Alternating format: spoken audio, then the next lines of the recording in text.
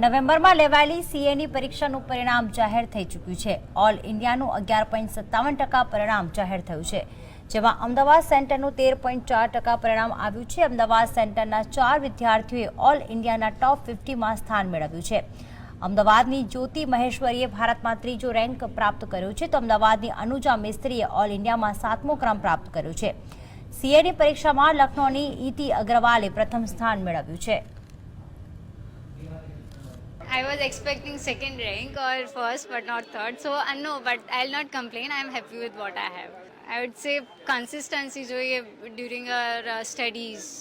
એવું નહીં કે જ્યારે you get time or you are on study leave, you prepare for 4 or 5 months. એટલે જ્યારથી આર્ટિકલશિપ સ્ટાર્ટ થાય, you have enough of time, 2.5 વર્ષનો ટાઈમ હોય છે, તો કન્સિસ્ટન્સીથી you have to prepare for your studies.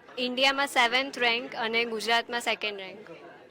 મહેનતની વાત કરીએ, 2.5 વર્ષનો સમયગાળો હોય છે, કેવી મહેનત રહી 2.5 વર્ષની અંદર, ક્યાં ટફ પડ્યું આપણને? ફાઇનલી કોર્સ પત્યા પછી જ્યારે સેલ્ફ રીડિંગ આવે ત્યારે થોડું ટફ વધારે લાગે।